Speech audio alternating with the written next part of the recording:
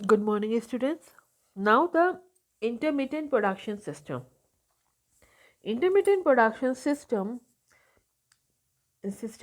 intermittent is a situation are those where the facility must be flexible enough to handle variety of the product and the size, or where the basic nature of the activity impose change of important characteristics of the input. Means अगर आप ऐसे production कर रहे हैं जहाँ पर आप according to demand अपने प्रोडक्ट में चेंजेस लेके आते हैं, ठीक है, जहाँ वेराइटीज़ पे आप ज़्यादा ध्यान दे रहे हैं, वहाँ हम कहते हैं इंटरमीडिएट प्रोडक्शन सिस्टम है। मीन्स जैसे माना there is no single sequence. Continuous में क्या था, एक सिंगल सीक्वेंस है जो आप फॉलो कर रहे थे, रिमेंबर एक लाइन आपकी बनी हुई थी, उसी को आप फॉलो करके प्रोडक्शन कर रहे हैं। पर इंटरमीडिएट सिस्टम में there is no single path that you have to follow. एक सिंगल पैटर्न आप फॉलो नहीं कर रहे हैं, जैसा कस्टमर डिमांड कर रहा है उसके अकॉर्डिंग आपका जो पाथ है वो चेंज हो रहा है। Finish product is heterogeneous. उसमें क्या था आपका, कंटिन्यूस में होमोजीनियस प्रोडक्ट आपके बन रहे हैं, मतलब अगर 800 कार बन रही है तो सारी 800 कार बन रही है एक जैसी, ठीक है। The only difference is the colour. And यहाँ पर क्या है, प्रोडक्ट आपके हेट्रोजीनियस है, एक बैच हो सकता है दूसरे बैच से अलग होगा बिल्कुल। And since the production is partly for stock and partly for consumer demand, there are problems for meeting scheduling, forecasting, controlling and coordination. यहाँ पर क्या है, इन प्रोसेस इन्वेंट्री आपकी ज़्यादा होगी, जगह जगह आपने बना के जो है स्टोर रूम में रखे होंगे सामान, और जैसा कस्टमर डिमांड करेगा you will going to assemble it according to the customer requirement. इसीलिए आप यहाँ देखेंगे कि जो कंज्यूम आपके जो स्टॉक्स होते हैं, ठीक है, तो वो उसकी इन्वेंट्री जो आप रख रहे हैं उसकी कॉस्ट बढ़ जाती है, और अकॉर्डिंग टू डिमांड आप उसे यूज़ कर रहे हैं। कुछ प्रोडक्ट आपने स्टोर करने के लिए रखे हैं, कुछ आपने डिस्प्ले में रखे हैं, ठीक है। और यहाँ पर शेड्यूलिंग करना उसकी कि कब कौन सा प्रोडक्ट बनेगा, कौन सी सीक्वेंस होगी फॉलो करने के लिए, वो हर प्रोडक्ट के लिए यूनिक होगी। तो that's why the planning and controlling part of this intermediate system is very tough. Clear? Now the characteristics. The flow of production is intermediate not continuous. Intermediate होता है, यहाँ कंटिन्यूस प्रोडक्शन नहीं हो रहा है, जगह जगह इंटरप्ट होता रहता है। The volume of production is generally small, क्योंकि यहाँ वेराइटी दे रहे हैं तो आप यहाँ पर जो वॉल्यूम रखते हैं वो जनरली कम रखते हैं प्रोडक्शन का।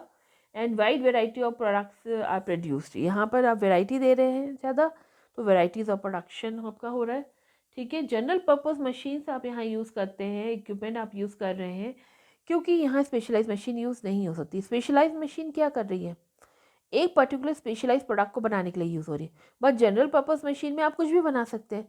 That's why we are using a general purpose machine in intermediate system. जैसे आप सिलाई की मशीन है, आप देखते हैं सिलाई की मशीन अगर टेलर के पास है जो अलग अलग कस्टमर के डिमांड के अकॉर्डिंग बना रहा है, तो आप देखोगे कि उसकी मशीन जनरल पर्पस है, उसमें कुछ भी बन सकता है, सिल सकते हैं। बट अगर आप रेमंड्स के मैन्युफैक्चरिंग यूनिट में जाएंगे, क्योंकि वो मास प्रोडक्शन कर रहे हैं, तो उनकी जो मशीनें होंगी वो स्टैंडर्डाइज होंगी, उससे कुछ और नहीं बन पाएगा। अगर पैंट बन रही है तो सिर्फ पैंट ही बनेगी। वो इस तरीके से वो मशीन्स को स्टैंडर्डाइज कराते हैं। Clear? And there is no single sequence of operation is used. Periodical adjustment is required, क्योंकि सिंगल सीक्वेंस तो नहीं है, हर प्रोडक्ट का अलग अलग चेंज हो रहा है अकॉर्डिंग टू द वेराइटी। तो हर बैच के लिए आपको अलग से एडजस्टमेंट करना पड़ता है, प्लानिंग करनी पड़ती है, कंट्रोल करना पड़ता है। Then process layout is more suited. यहाँ आपकी जो मशीन्स हैं, जो आपने मशीन सेट करी, जो सीक्वेंस आपने सेट किया है, आपने देखा था मैंने आपको एक डायग्राम दिखाया था कंटिन्यूस सिस्टम का, वो एक दूसरे से कनेक्टेड है, लाइन में था। बट यहाँ वो क्या है, प्रोडक्ट लेआउट है, प्रोडक्ट के बेसिस में आपने उस लेआउट को बनाया है। बट यहाँ हम क्या कर रहे हैं, प्रोसेस लेआउट बना रहे हैं। मीन्स हमारे अलग अलग वर्क स्टेशन जो है प्रोसेस के बेसिस में सेग्रीगेट है। अब जो प्रोडक्ट को जिस प्रोसेस की ज़रूरत है वो वहाँ जा रहा है। अगर कटिंग आपके एक वे हाउस में हो रही है, तो कटिंग अगर पहली बार हुई तो वो वहाँ प्रोडक्ट गया। अब दूसरी बार कटिंग होगी तो वो उसे वापस उसी उसमें प्रोसेस में उसी मशीन में जाना पड़ेगा कटिंग के लिए। ये नहीं कि उसके लिए आगे से कटिंग का जो है सेक्शन बनाए जैसे कंटिन्यूस में बनाए। तो यहाँ पर क्या मशीन्स जो हैं प्रोसेस के बेसिस में अलग अलग सेग्रीगेटेड लगी होती है, और प्रोडक्ट यहाँ पर फॉलो करता है पाथ जिस प्रोसेस में उसको जाना है। Then intermittent system is more complex than a continuous production system, क्योंकि यहाँ पर कुछ रिसोर्स कहीं पर लिमिटेड है, कहीं पर बहुत ज़्यादा अबंडेंट है, ये अलग अलग प्रोसेस फॉलो कर रहे हैं हर टाइम, इसीलिए जो है ये आपका ज़्यादा कॉम्प्लेक्स है as compare to continuous. Then intermediate system have to type, job shop and batch. अब देखिए जॉब शॉप में क्या है, job shop production are characterised by the manufacturing of one or a few quantity of the product design and produce as per the specification of the customer within a prefixed time and cost. ठीक है. And distinguished feature of this is low volume and high variety of the product. यहाँ पर क्या होता है job shop में, job shop में क्या है कि आप क्वांटिटी जो होती है प्रोडक्ट की वो कम होती है.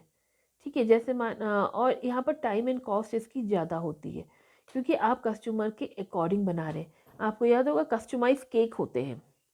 आप जब केक ऑर्डर करने जाते हैं, कस्टमाइज केक अगर आप ऑर्डर करेंगे, एक होता है नॉर्मल केक जो आपकी बेकरी ज़्यादातर पिथौरागढ़ में दिखती है हमें. ठीक है, वहाँ आपके इतनी हाई कॉस्ट नहीं है केक्स की. बट अगर आप शहरों में जाएंगे तो we have a customise cake, means आपके अकॉर्डिंग वो केक को बनाते हैं पूरा.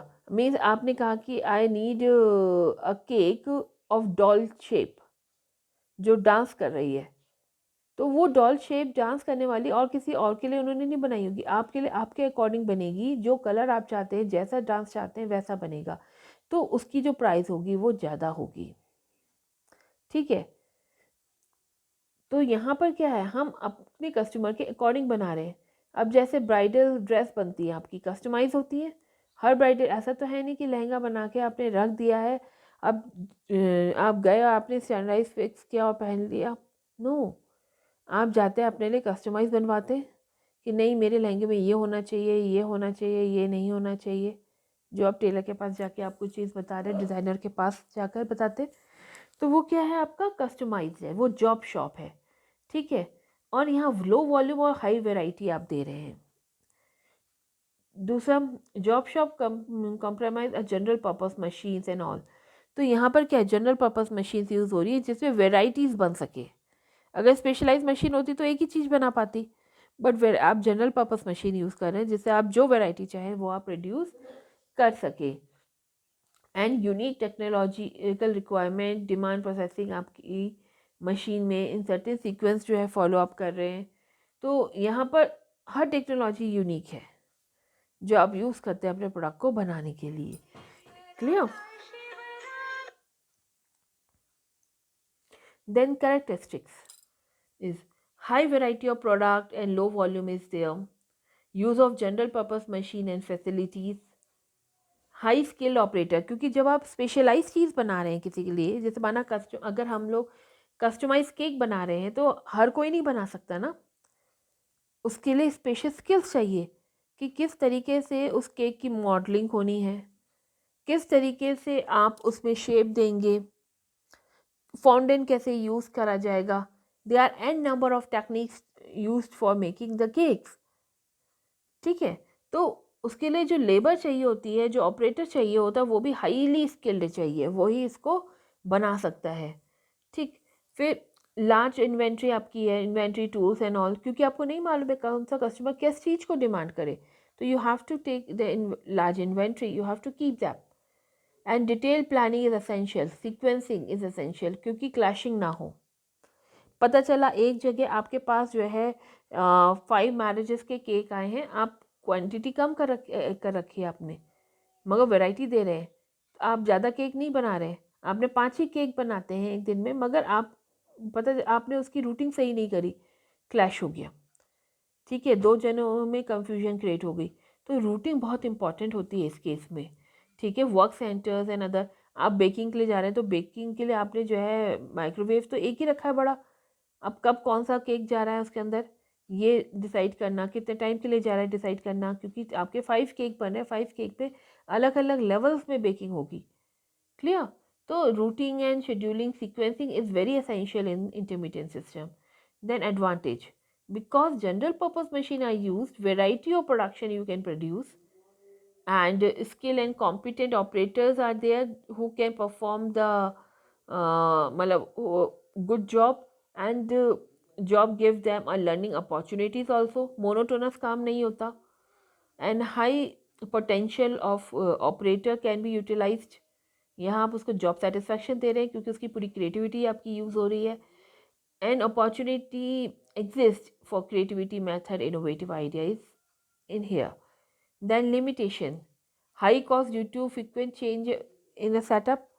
आपको यहाँ हाई कॉस्ट होती है इसीलिए क्योंकि हर बार आपको सेटअप चेंज करना है, हर नए प्रोडक्ट के लिए चेंज करना है, इसीलिए जो चीज़ कस्टमाइज होती है वो आपकी कॉस्टली बनती है।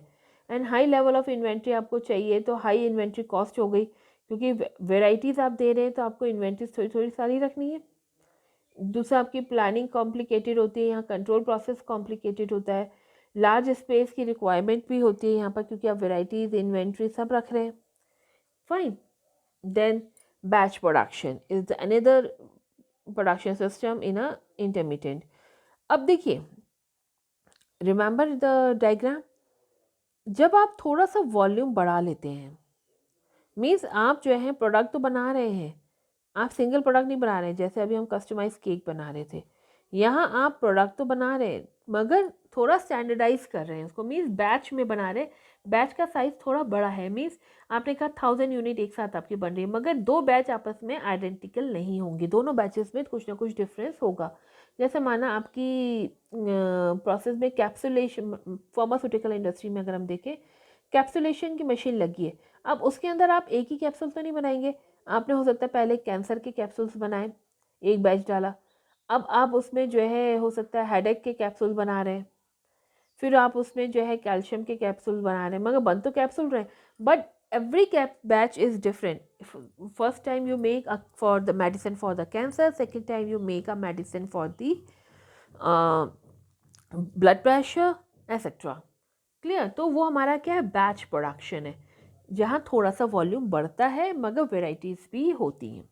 तो batch production is defined as the form of manufacturing in which the job passed through the functional department in a lot or a batch and each lot may have a different route. हर batch के लिए route differ होगा। Lot size में आप बना रहे हैं production, limited number of product produce at a regular interval and stock awaiting a sale. ठीक है, आप बैचेस बना रहे हैं उसके बाद उसको स्टॉक कर रहे हैं उसकी सेल के लिए। कैरेक्टरिस्टिक्स क्या है, they are a shorter production run. दूसरा plant and machinery are flexible, plant machine flexible होती है, जो प्रोडक्शन का जो टाइम पीरियड होता है वो भी आपका कम होता है इसमें।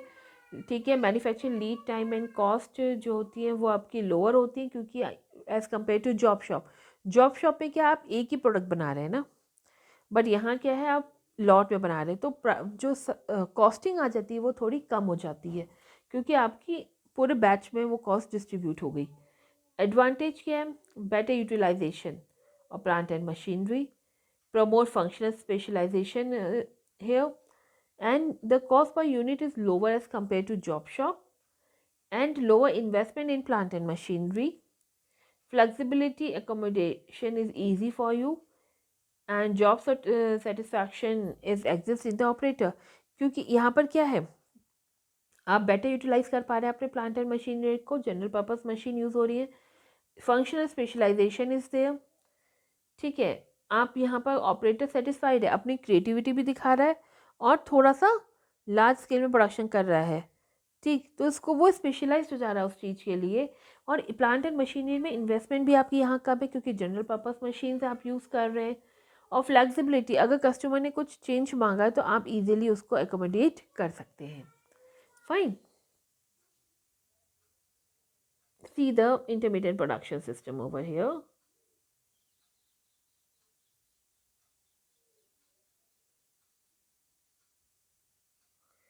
सी, यहाँ पर क्या इंफॉर्मेशन सिस्टम है, दिस एंड देन ऑपरेशन देखिए, और पहला ऑपरेशन हो रहा है अलग इंडिपेंडेंट, फिर स्टोरेज 1 है, स्टोरेज 2, स्टोरेज 3।